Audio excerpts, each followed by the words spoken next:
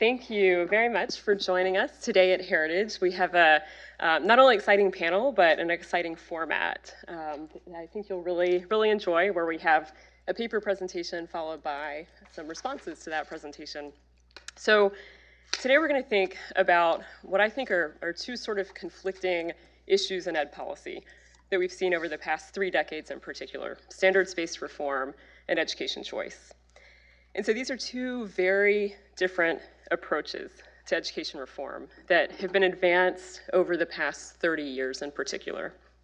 One, as I mentioned, the standards-based reform push can be traced most clearly to the early 1990s, on the heels of a pretty high-profile education conference in 1989 in Charlottesville, Virginia. It was at that conference that governors from across the country came together to discuss setting standards that would drive school improvement across the country, born out of a sense of ever-increasing spending at the federal level, and that spending necessitated accountability, particularly in the years following the famous A Nation at Risk report. So the idea here, in the standards-based reform side, was to create broad national goals for what every student should learn, and that a more centralized approach to education could be leveraged to drive school improvement. Now, it is about 836 miles from Charlottesville, Virginia to Milwaukee, Wisconsin. Just mere months after that conference in Charlottesville, and about 1,000 miles north, the Wisconsin legislature took a very different approach to education reform, approving the Milwaukee Parental Choice Program, the first modern-day school voucher program. The idea here, in contrast to the other idea, was to actually empower families to choose for themselves schools that fit the needs of their children and to drive overall school reform through choice and competition.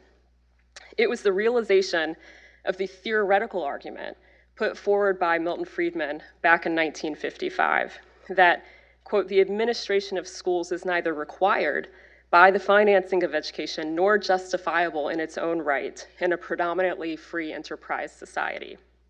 So, which of these approaches is winning out?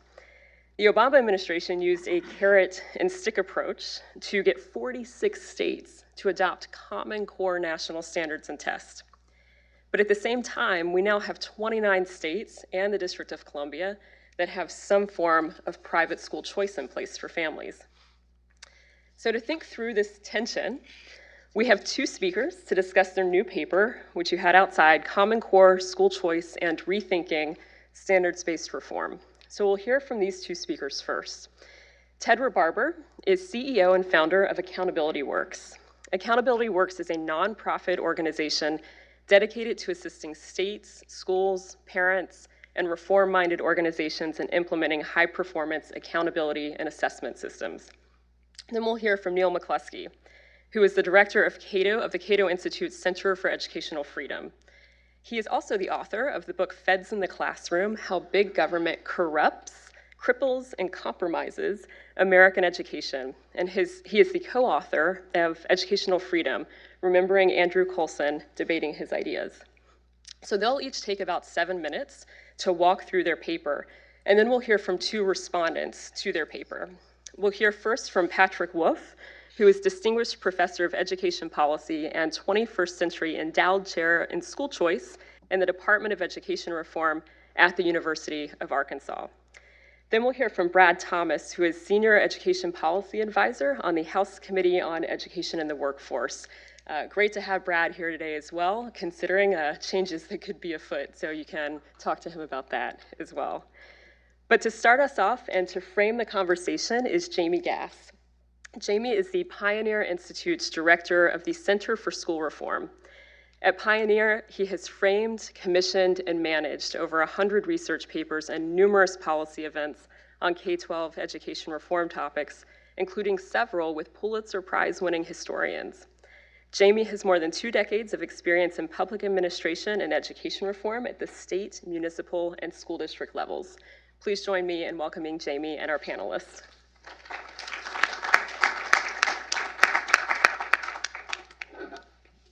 So welcome, and thank you, Lindsay, for that very gracious introduction, and for hosting the event today, as well as all the work that you have done on the Common Core fight over the years. Really grateful for the support that Heritage and you have helped provide.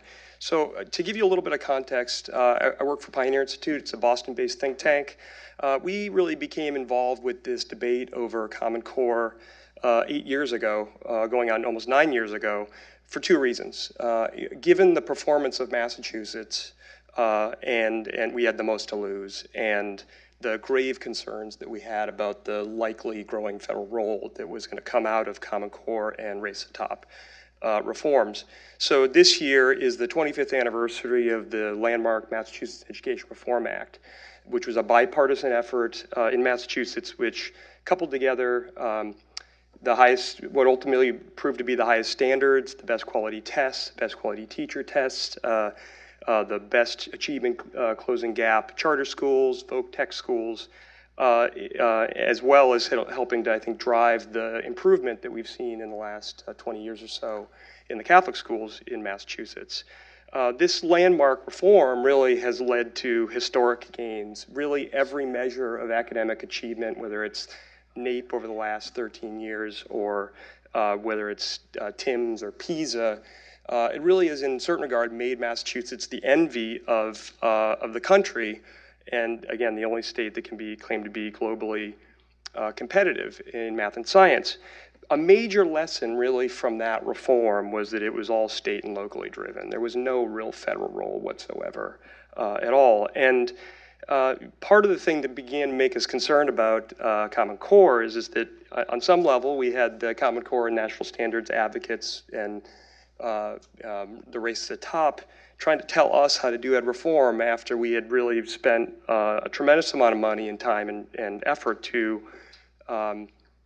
succeed at it. So given what Pioneer and Massachusetts had at stake, we decided to look at the academic standards. We had Sandy Stotsky and Jim Milgram, two respected standards experts, look at the standards. We had Ken Talbert and Bob Eitel look at the federal laws, and it turns out there are 3 federal laws that were required by the Common Core advocates to be brushed aside in order to get states to adopt, which is not a terribly great lesson for kids in terms of civics. But Ted and his team also took a look at the costs, and it turns out that the costs around Common Core were absolutely astronomical and largely hidden from the general public. All that work that we had done over the last 8 years or so culminated in a book that we did in 2015 called Drilling Through the Core, which sort of framed and discussed and encapsulated all the work we had done.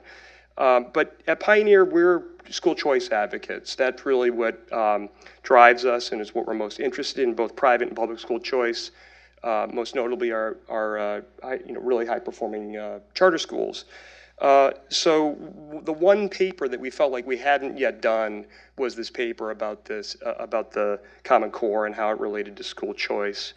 We were also informed by the fact that in the 20-some-odd states that we went to around Common Core, it was pretty clear that the private school and parochial school parents constituted a huge portion of not only the audiences of the events, but also were the major drivers of the opposition. And I just want to mention a couple people because they're mentioned in the paper and they were really terrific. So Heather Crossan and Aaron Tuttle from Indiana, Jenny White from Oklahoma, Heidi Huber from Ohio, and Elisa Ellis from Utah. Across the country, these moms and these parents really were the backbone of the effort. And as I said, the big lesson from Massachusetts was that the people that are doing the work should own the work. And nothing is more important, I think, to the school choice conversation than the idea of people doing the work, the parents and the students getting to control the work. And that's why we were really so pleased to have Ted and Neil and Patrick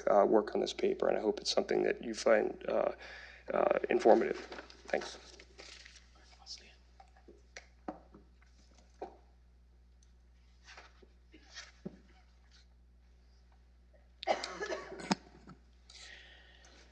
Thanks, Jamie. Neil and I had a great experience working on this paper. It took a while, but it was was a chance to assess not only Common Core, but how we got to Common Core. And that's a more interesting story, because it lays the groundwork for thinking, where do we go next? Because we need to reassess that. It's been a long time that we've been moving in this direction, and Common Core is just the latest chapter. I'll start with Common Core. Common Core was released in 2010 under the Obama administration early on. It was something encouraged by the Obama administration, but it came out of the National Governors Association and Chief State School Officers, a group of DC groups that work with states. And full implementation started in 2014. So it was out, but really the testing didn't kick in until spring of 2015. And the full implementation nationwide, adopted by nearly all states with only a few exceptions, was started in 2014. And so quickly the results have been, in my view, it's really the worst large-scale educational failure in 40 years. Large scale at the largest scale, which is nationwide. And so I'll start with some evidence. Now, before I describe that, let me just tell you that we've been creeping up. The student achievement in this country has been creeping up very incrementally, very marginally, for as long as we've had test results, reliable test results, since the early 70s. What we've seen with Common Core, I don't know to what degree you can see it, but this is the National Assessment of Educational Progress. Common Core, the orange line, introduced in 2010, and you can see the slight incline, even if you can't see the numbers before that. These are the most negative effect has been on the students already behind, the students that were touted as the target for improvement. And so this is the 25th percentile students in the bottom quartile. And so they had been creeping up, and then that movement largely stops when Common Core is released, and then you actually start to see declines. And that decline continued 2014, 2011, excuse me, and since then in the most recent results just released. And so that's historic. We've never seen these kinds of declines. And more recently, the ACT results were also released looking back several years, and you can also see these are the higher achieving students taking the ACT to go on to college. You can see Common Core released. These are tenths of a point, so these are not sharp increases or even sharp declines, but you can see the trend line very clearly. Common Core is released. The marginal tenth of a point increases that have been creeping up before that stop. We start to see declines, and that continues as we get into full implementation. That's never happened at a consistent multi-year scale in the best results, best test instruments we've had since we've been able to measure in the 1970s. And so that is historic. Now, before I go into why, let me say a little bit why. In the paper, we discuss possible reasons why, and I focused on this section. And basically, Common Core claimed to address a problem that's very real, and that it was backed by a lot of the business community, and it claimed to address the internationally uncompetitive achievement of our students. Particularly in math and science, although Common Core focused on math and reading, and that's a very real issue. And so these are results from the latest, one of the most recent international studies of student achievement, and these are the percent of students at 8th grade that are actually have the skills by 8th grade to take a math curriculum in high school that will prepare them for a math or STEM-based post-secondary education, an engineering degree, a science degree, the kinds of things that our economy needs, that there's a general consensus that we're not doing very well. The Asian countries, you can see, are getting between 1/3 and 1/2 of their students by 8th grade prepared to take that kind of high school math curriculum that can prepare them from a STEM degree in college. We're down in this middle group. We're at 10%. We're the second one from the bottom of the middle group, with Kazakhstan, Hungary, England, which it sounds, middle of the pack, doesn't sound that bad. But Singapore gets 5 times as many of its students at that level. So being in the middle of the pack is not really acceptable. Then not far below that, the bottom of the pack, Turkey, UAE, Sweden, are really just a few percentage points below us. So we're marginally ahead of the bottom of the pack, far behind the top achieving countries. And this relates to an interesting story that just happened in this last election. Right before the election, Governor Walker, who unfortunately lost the election, there was a story that came out that the Foxconn plant, which he had been touting as a major achievement, and then President Trump had brought that manufacturing to Wisconsin, that they were going to actually have to bring engineers and others from China and from other countries to work there. So workers from other countries to work there. And this arguably damaged Governor Walker. It was pretty embarrassing. The company denied it. But there's a grain of truth there, that it's going to be challenging to bring a manufacturing that requires a lot of higher level skills. Some manufacturing skills don't have to be that high, but you do need a lot of engineers, and you do need a lot of skills that the U.S. currently does not produce. And you see in the colleges, and even more in the post-secondary degrees, heavy foreign student percentage in U.S. programs, and that's largely because we're not providing that level of education. So it's a very real problem, and as Lindsay mentioned, it was recognized way back in the late 80s, and there was a consensus to do something. And so what happened with Common Core, and I'll be very brief because it's going into detail in the paper and I want to get to other issues. Common Core argued that it was going to raise the rigor of the math program. In fact, it just calcified the existing rigor of the math program. Instead of other countries accomplished the Algebra 1 and geometry content that we start in 9th and 10th grade by the end of 8th, the high-achieving countries. 2 years behind, and that was recognized by the authors of Common Core. The final product also ends up starting algebra in 9th grade. So it did nothing, the main track, to accelerate that. So what did it actually do? And we go into detail in the paper, but really they ended up pushing some progressive educational dogmas on methods, and in terms of delaying the introduction of standard algorithms and arithmetic and other methods that are enforced through the tests.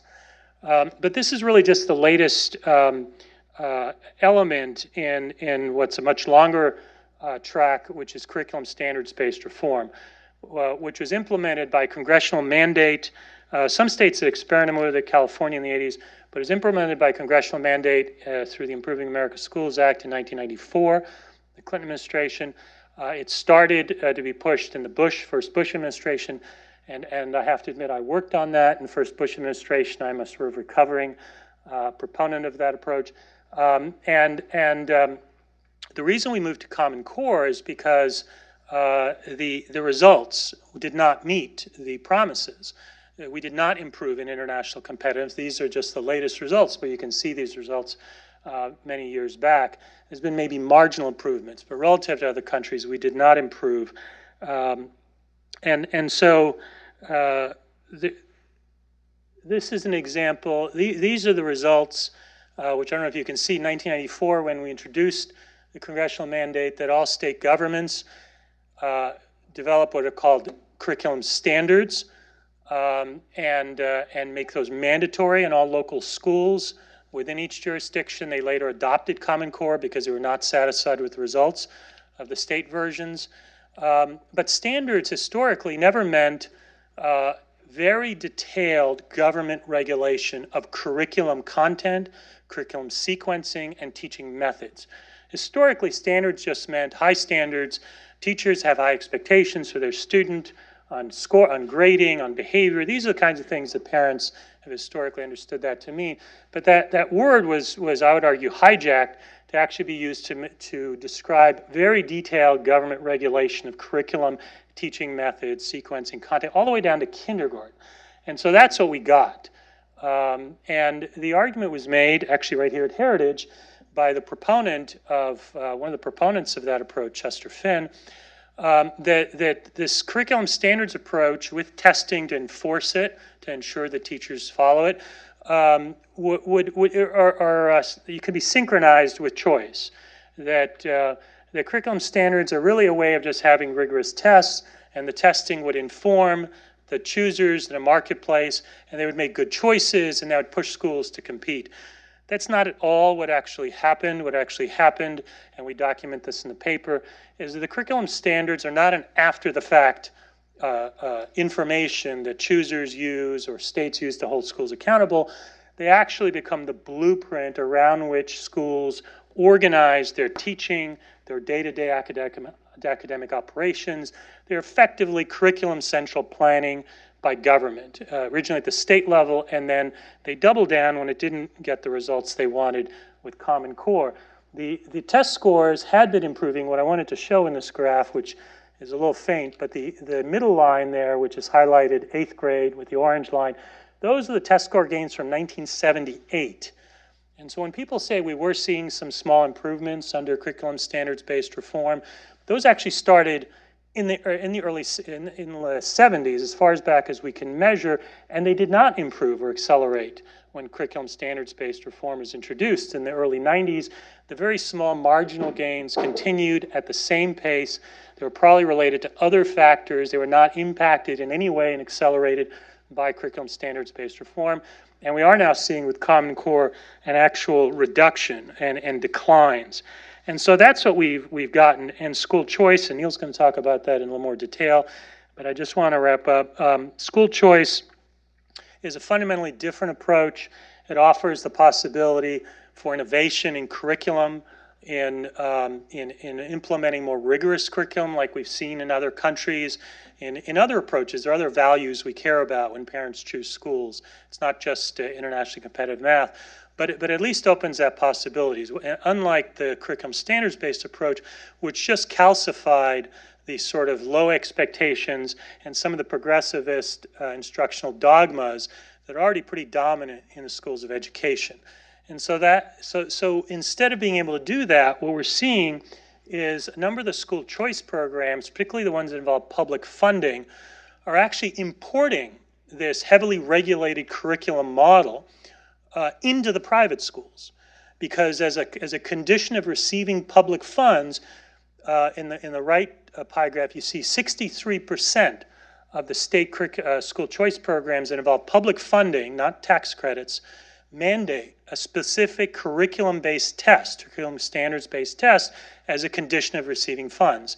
And teachers pay attention to that because these tests are not like the old norm reference tests, which are designed to be somewhat neutral in curriculum. These tests are specifically designed to drive curriculum and teaching methods. And we go into a lot of detail in the paper on how they do that. And on the other hand, tax credits, 95% of them do not. And that's because it's not public money, and there's there's less of a political impetus to have, quote, accountability for public dollars. And so that's one of the methods. There are other more indirect methods that Neal's going to address, but we have to be careful as we introduce school choice to not import the increased centralization in curriculum and teaching that we've seen in the public schools and threaten private schools' curriculum autonomy. Thank you.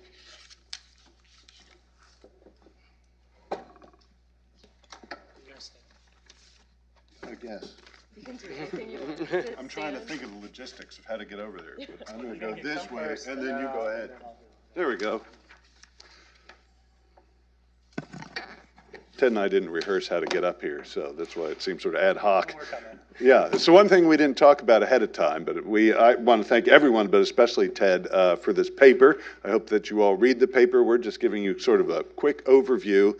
And all I want to do is give you maybe a little bit of food for thought about what the federal role should or should not be when it comes to school choice, and just a reminder of why school choice is so important. And then if we want to get into lots of details, we can do that during question and answer. I also, I may just seem totally scatterbrained today because I didn't even know how to get to this podium. But I left my prepared remarks sitting on a printer on the 4th floor at the Cato Institute. Right now, somebody is probably giving those remarks somewhere else and taking credit for them. But really, I only have a few really important things to drive home. And first and foremost, choice is fundamentally at odds with the idea of standardization. And choice is itself about freedom and diversity, pluralism, for individual people, families, communities to be able to lead their own lives, to get out of education what they think is important. And that can be it can be about, are you getting the religious instruction you want? Is there education enforcing the culture that you think is important, that's part of your family? And it can also be about pedagogy, how education is delivered. That's what Common Core is largely about, is this the way we want education to be? Do we even want an education system for our children that is where we decide that the right outcome is whatever a test tells us? Or should we be thinking that maybe these tests don't tell us what we want? Maybe they're not giving us good information, as Pat Wolf has shown and others, about long-term outcomes. Maybe we're not all that fixated on whether or not we move test scores. The point here is that choice enables all sorts of different ways of looking at the world, looking at education, and what we value to have equal status, to be on a level playing field and not be sort of dictated from on high what everybody and everything should look like. Now, we're going to talk a little bit about what the federal government should do in this regard, because, we just, if you hadn't heard, just had an election a couple of days ago. And I think that part of the warning of what we should have is Ted talked about this history of moving more and more toward this standardized curriculum, standards-based reform, which moved its way up from sort of, we were letting local districts make decisions about what to teach, how to teach it. The federal government got involved. This actually led to states doing more of this, and ultimately the federal government moved us to the point where they were saying you have to have standards, tests, and we're going to tell you what those standards and tests are going to be based on. And so federalism is a big part of this story. And I just want to give a warning that school choice is really important, but federalism exists also to protect freedom. We generally have the idea that government should only do what a higher level of government has to do. The Constitution, as the federal government, gives it specific enumerated powers and nothing else because it was decided that must be done at the national level.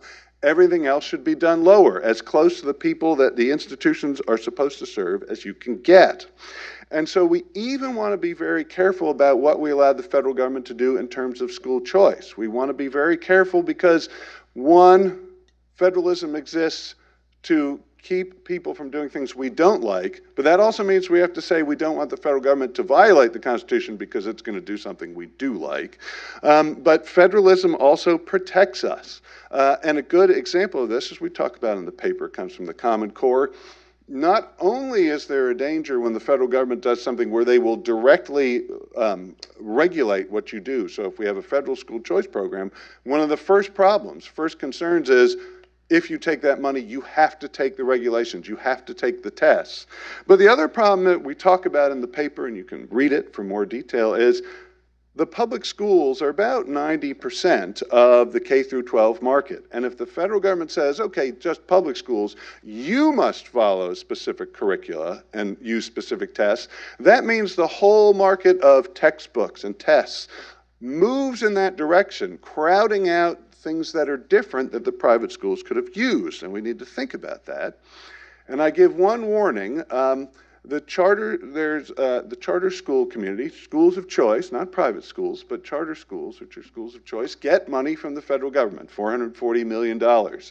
And there were hearings in June, I think it was, and at the time, the minority on the Education Workforce Committee, the Democrats, talked about, we've really got to make sure that this money is used well, and that means there are lots of charter schools, especially for-profit schools, that probably shouldn't get this. We have now set up charter schools, and we talked about this a little bit, where they are increasingly in a position where they are relying on that federal money and they will have to take federal controls. And we should be very clear about the danger that whenever there's this federal money that we get this control. And so we want to avoid any sort of national school choice. It's okay in DC because DC, the Constitution gives the federal government authority to govern DC, and if it goes badly, at least it's restricted to DC. And there are a couple of other, the military, possibly Native American reservations, or places where the federal government should be involved. But those aren't national rules, national laws. Those are for specific places.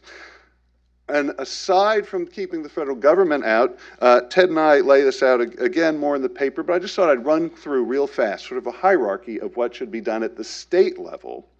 First and foremost, if you can get tax credits, it's really about people's personal money, not government money, or money the government takes from a taxpayer and redirects. This is somebody freely choosing whether to donate to a group that gives scholarships, and often choosing what kind of group that is. That, if you can get that sort of tax credit, that maximizes freedom for funders. And if you get it so that they can give it to organizations who give it to kids, who take it to schools that don't, as a result of taking those kids, have a testing requirement, that is ideal. Because tax credits tend to be most immune to this. Again, because it's not the government taking your money, it's you freely choosing. But the first type of program you would want at the state level is a tax credit with no testing requirement. The accountability comes from parents choosing and from donors choosing. The next best thing you can do is tax credits if you have to have some sort of testing requirement, because that's what's necessary to get it passed. Let the schools choose the test. Maybe you go back to maybe the original model that Checker Finn talked about, where we're requiring some information be available, but we're not saying what it has to be. This is what the school stands for. Just put out something that says, yes, we're meeting our goals. Then, next in this sort of hierarchy is if you have to go with the voucher program, where, brief explanation, basically the state takes money from taxpayers to pay for education and then lets parents decide where that goes, you want to do that without a testing requirement. Again, because you want to maximize the freedom of the families and the schools. Tax credits also maximize the freedom of the funders, but at least maximize the freedom of the families and the schools. Then finally, if you can't get that, but you can get a voucher program with the testing requirement, again, let the school decide what the test is. Ultimately, and this is really the point that I want to leave you with, and that's much more in the paper, freedom must be at the heart of education policy. Thanks. Great. Well, thanks to you both. So, Neal, what I hear you saying is that tax credit financed ESA is really the way to go. I forgot to mention ESAs, but yes, that would be very nice. In fact, there may be a Cato paper about that. Yeah. Ted? Just very briefly, I may lean a little more than Neal that there are some things the feds can do, particularly not public funding, but on tax credits or tax deductions, and building on the model that Ted Cruz was able to insert, expanding the 529 plans to allow deductions for K-12 education. Perhaps that does not go through the Federal Department of Education. It stays through the Treasury. It's much less likely to have education strings attached to it. It goes directly to taxpayers, not through state education bureaucracies either. And so maybe building on that a little more is one option. And then briefly on the curriculum centralization, since the late 80s when I started working on education issues in DC, many conservatives have been saying, let's just abolish the Department of Education and get the federal government out of education, and there's been zero progress on that. Now, much as I would like to see that happen, I think we also need to address some surgical changes that are achievable politically that can make an enormous difference. And so, for example, the congressional mandate that I mentioned earlier, that mandates that states enforce a single set of curriculum standards, very detailed curriculum on every school in their state, are in the Elementary and Secondary Education Act, which is up for reauthorization 2020, an election year. And if all Congress did to tweak that is to make that flexible, so states can decide, not bar states from doing it, but allow states to decide whether they're going to have that level of curriculum and centralization at the state level or allow local schools and charter schools and schools of choice to select a test that aligns with their curriculum. That would be a huge, huge improvement. So we need to push on the big goal, of course, but we also need to address some very surgical changes can make massive difference. Can I just say, Ted didn't blindside me with this craziness about maybe the federal government should have some role. We actually talked about it, so this wasn't a stabbing in the back or anything. Great. So now we will hand it over to Patrick and to Brad. Whoever wants to kick it off, feel free. So Dr. Burke described my ridiculously fulsome titles, but she left off one. I'm the director of graduate studies in the Department of Education Reform at the University of Arkansas. So I have to start with a brief commercial for our program. It's wonderful and unique. It's the only reform-oriented doctoral program in education policy in the country, and we focus on major education reform topics and strong social science analytic training. So if you have the fire in your belly to get a doctorate, please talk to me or talk to Dr. Corey DeAngelis, one of our recent terrific graduates of our program. But I didn't come here to sell our program. I came here to speak about this really compelling paper that Ted and Neal put together on Common Core versus school choice. My original scholarly discipline was public administration. I was interested in the operation of government organizations. And I quickly learned that the most ubiquitous, and you could argue the most impactful government organizations are schools, are public schools. So I started studying schools, and I started studying the governance of schools, and that led me to school choice. But while I was a public administration scholar, while I lived in that world, I was struck by a book by Paul Light called The Tides of Reform. Light argued that administrative reform takes the distinctive shape of four different models, and it's like a tide. It like rolls onto the beach, and it changes things around a little bit, and it leaves a lot of junk on the beach, and then it recedes. The four tides that Light identified are scientific management, watchful eye, war on waste, and liberation management. The most interesting of those four are the bookends. So scientific management came out of Frederick Winslow Taylor, who was a famous industrialist at the start of the 20th century. And the principles of scientific management are that managers and overseers know best. The experts know best. They know how services should be delivered to people, and they should develop standards, procedures, and structure for how the people operating in the trenches should provide services. So it's very much command and control, one size fits all.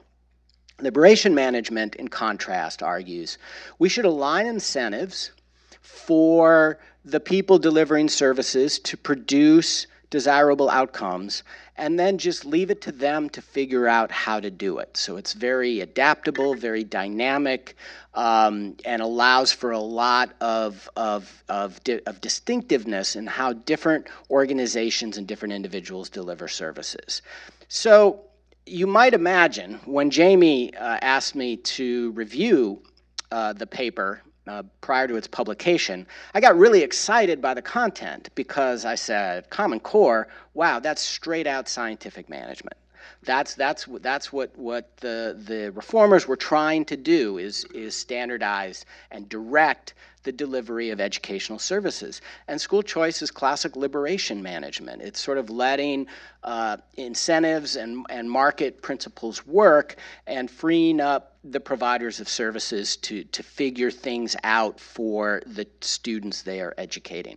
So I wrote about that in my introduction. I think it's an interesting way to think about these two competing reform movements. And with that, I'm going to hand it over to Brad. Thank you. It's good to be here. I feel a little bit out of place because I don't have PhD after my name, but I thank you for Come to our program. There you go. Can I get a voucher? Yes, we give scholarships. So it is good to be here. I was struck in reading the paper and listening to the conversation that it seems to me we really have related but distinct conversations going on here that I think are all very important. You have a conversation about the wisdom of standards-based reform in all of its forms. You have a conversation about the wisdom of Common Core as a particular iteration of standards-based reform. You have a conversation about the wisdom and value of school choice.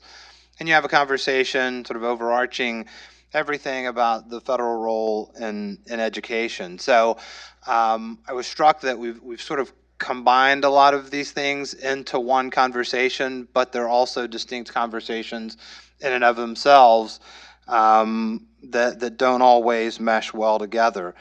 I want to talk a little bit about the federal role in education specifically first, because I think I think the paper and the conversation today raises a lot of important points about what should or shouldn't be in federal law.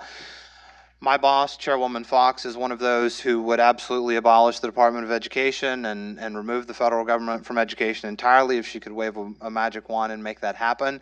As Ted said, the political realities are such that we can't do that, so we try to think through what are practical ways that we can address a lot of the concerns that have been raised about the negative consequences of federal involvement in education. The Every Student Succeeds Act did that, not perfectly, and there are certainly criticisms about it. We tried to address the Common Core issue specifically. We tried to address a lot of the negative incentives that led from standards-based reform generally to Common Core specifically, namely the outsized role that reading and math tests had on the evaluation of schools, and then the prescriptive cascading federal interventions that schools were forced to undergo when they were labeled as failing.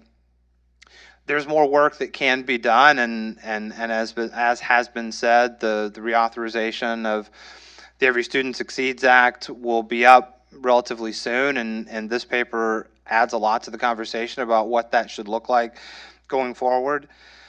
I do worry a little bit about setting standards-based reform writ large against school choice as competing policy choices. I think there's a risk in doing that. I take the author's points that standardization and choice are on some level competing poles, but I actually think they can be done in concert. I think Jamie laid out the reality of the effectiveness of standards-based education in Massachusetts prior to the Common Core. There's been a lot of talk about the origins of standards-based reform. The federal legislative involvement in standards-based reform certainly began in the early 90s, but standards-based reform itself really began a decade before that with Bill Bennett and President Reagan's report, A Nation at Risk. So I think there's value in standards-based reform. I think there's more work that needs to be done right-sizing the federal involvement in that and balancing the influence of standards-based reform on school choice policy, and I think we want to be a part of that where necessary, and where we don't create more problems than we solve. Great. Well, thank you, everyone. We will open it up to questions. If you have a question, wait for the mic to come around. Thank you, Mary Claire. And so that way the video can pick you up. So just raise your hand if you've got one.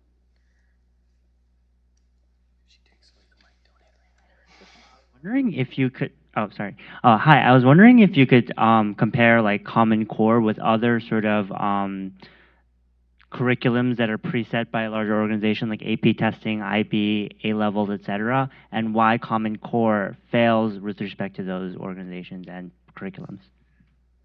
Ted? The couple things. The curriculums and curriculum standards developed for AP and IB, International Baccalaureate. First of all, there are increasing problems with the advanced placement program. There's been controversy over their U.S. history and some of the other subjects, and so there are issues with that. But they were not developed by a government agency. And in the U.S. at least, that creates particular issues because it devolves into a political process, and certain interest groups tend to dominate government bureaucratic procedures in the U.S. In some countries, government curriculum has been able to be successful in raising achievement. In other countries, it is not. The studies show that there's really no relationship between which countries have national curricula and which countries don't in terms of raising student achievement. And so it really depends on the quality of what's done and the government's role. And there's a lot more that could be said in detail, but I want to make clear that I'm not arguing against any kind of curriculum or curriculum standards-based reform development and testing. Our own organization provides online testing to school districts, but the issue comes when you don't allow a school system to select the test that matches their curriculum. When schools choose IB, for example, they're choosing that curriculum and they're choosing an aligned test that fits that curriculum. It's not like they have to change their test and shoehorn it into a curriculum-based test that they didn't choose, that they're forced to comply with. And so that's a fundamentally different approach, and I think it also points the direction to at least a possible path towards what Brad was talking about, which was thinking of ways that curriculum standards-based reform can be rethought and the federal mandates can be changed so that states that want to do that could allow schools, local schools. President Trump argued when he ran for the election, he wanted to return education at a local level, and the real local level is local schools, not state governments.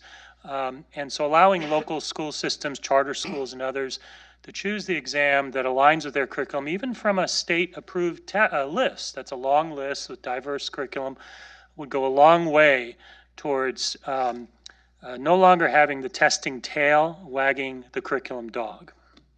Oh, sorry, go ahead. Yeah, I wanted to say, so, I mean, the first thing is that we mapped out in sort of line and verse the differences between the previous Massachusetts standards that had led to all these historic gains and Common Core. And the sort of the big takeaways were Common Core cut classic literature, poetry, and drama by, about 70, 80%. That was how Massachusetts reading scores excelled so much. And then on the math side, Common Core ignored all the evidence from Massachusetts, California, and all the high-performing East Asian countries that you need to have access to Algebra 1 and the 8th grade. That's the gateway for all higher-level mathematics.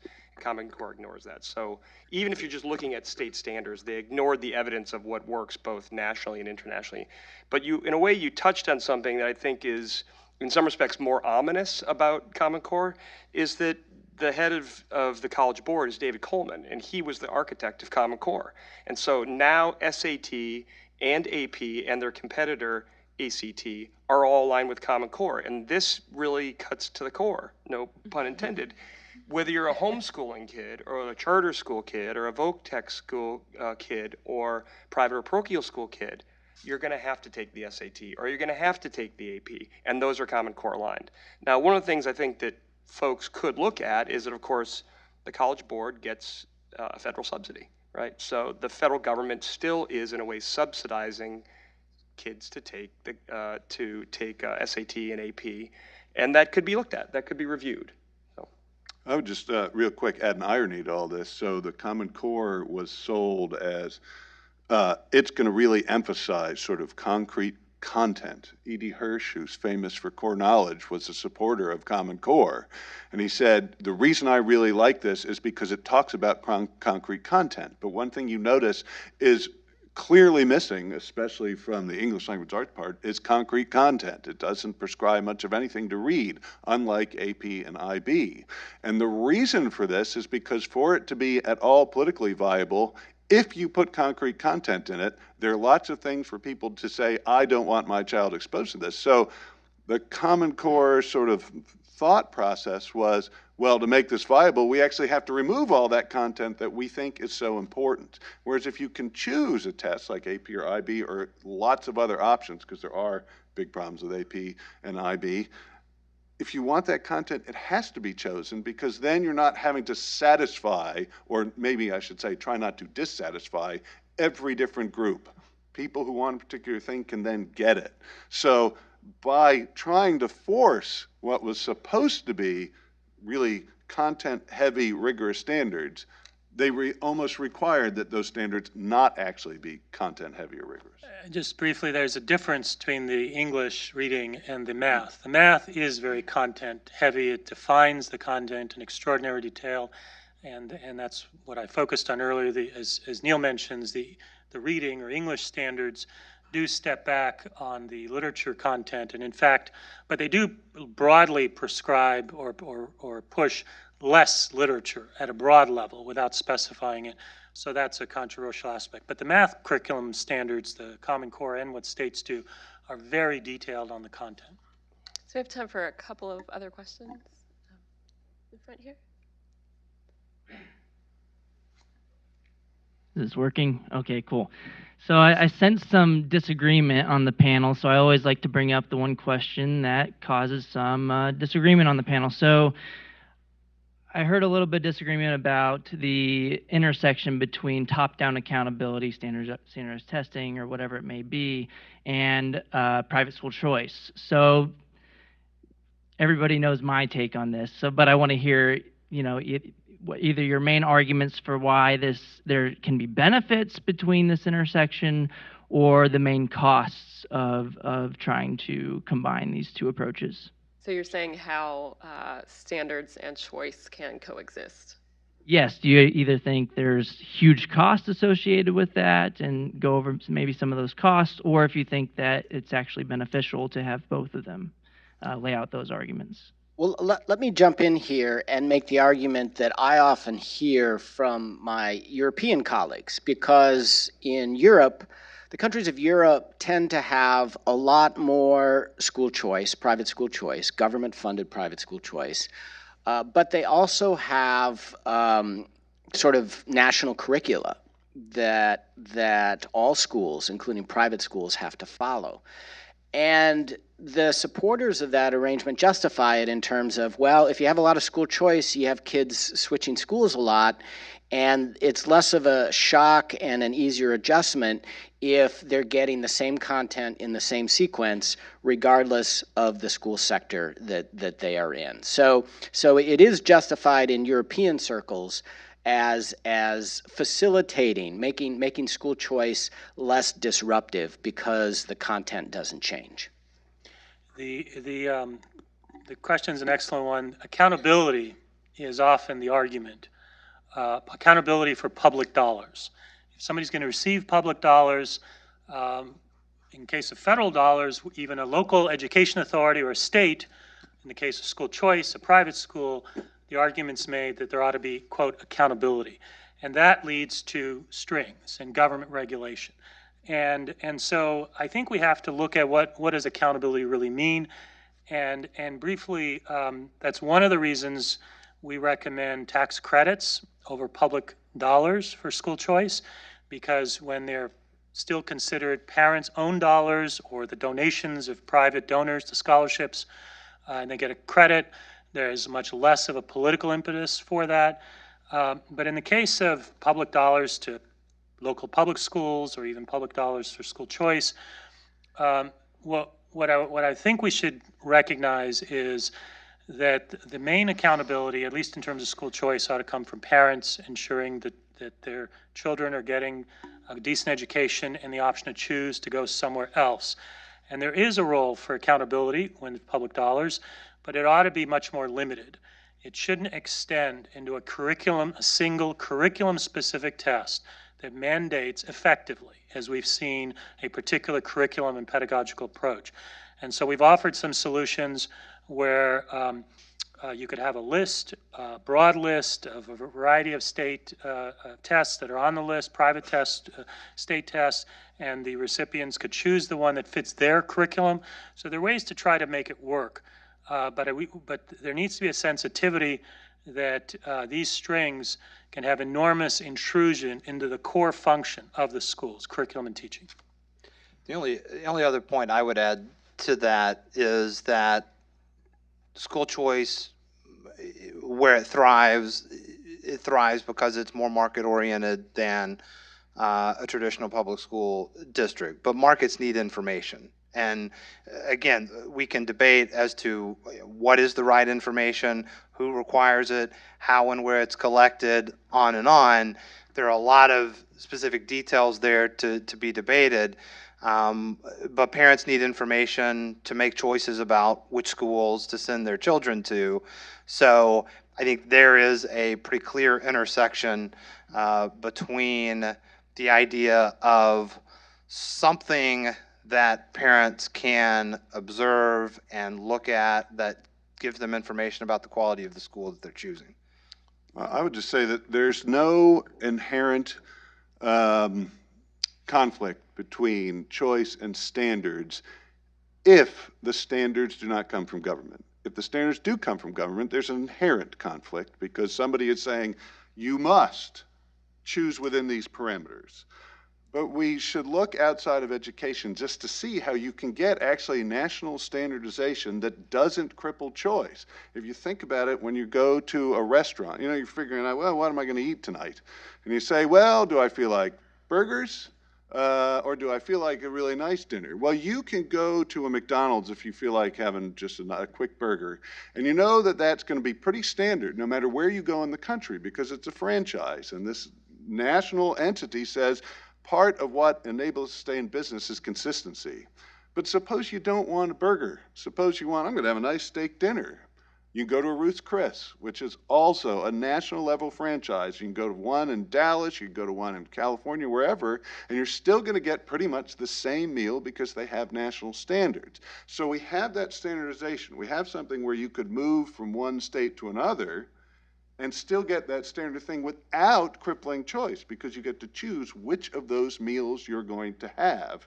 And even you could choose Olive Garden or somewhere else, all sorts of different levels, but still at the national standard.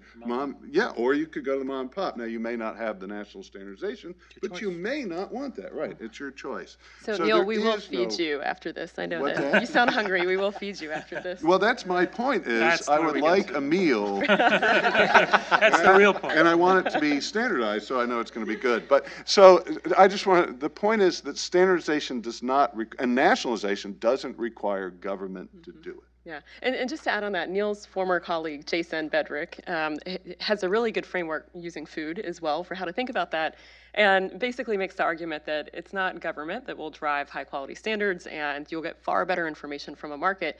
If you think about when you shop around for a restaurant, there are different tiers of reviews as well. You can get peer-to-peer reviews from other folks who have dined at that restaurant by looking at Yelp, right? If you want something a little more formal, you could look at a Zagat guide, or does this restaurant have a Michelin star? So there are other more formal review processes as well, but you get all types of levels of reviews that a market will provide, and I would argue far better information.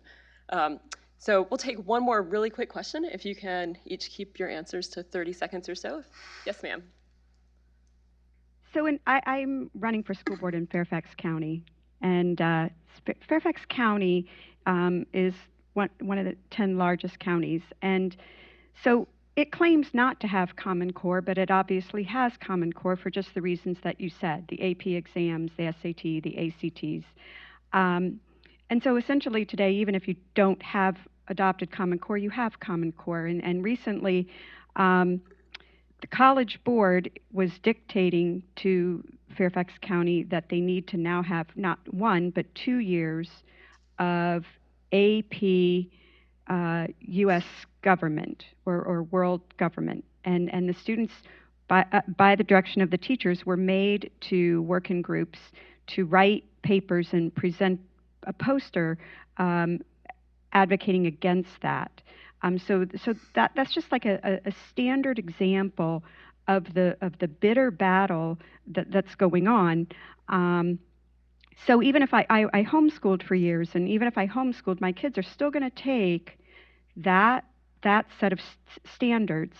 And the teachers all get curriculum from from the same websites.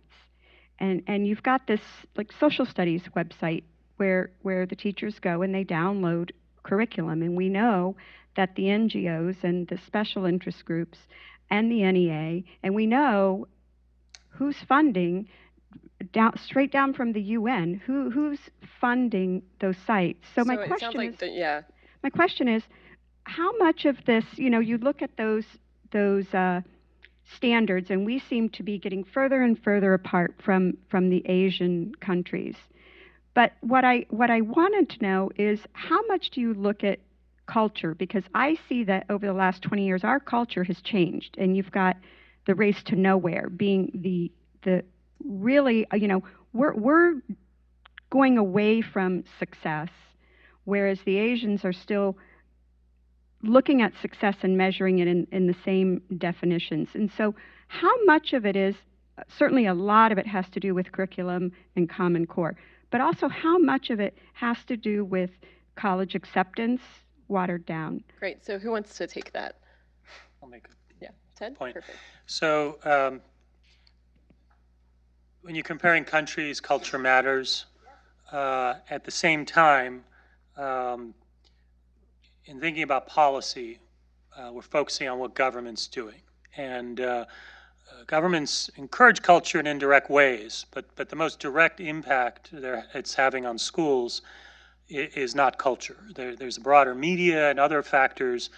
So we focused on curriculum here because government policy is what we can directly influence most, not necessarily easily, but in some ways more directly than Hollywood and some of these other broader trends that impact culture. And there's a very real difference in the curriculum in these high-performing countries.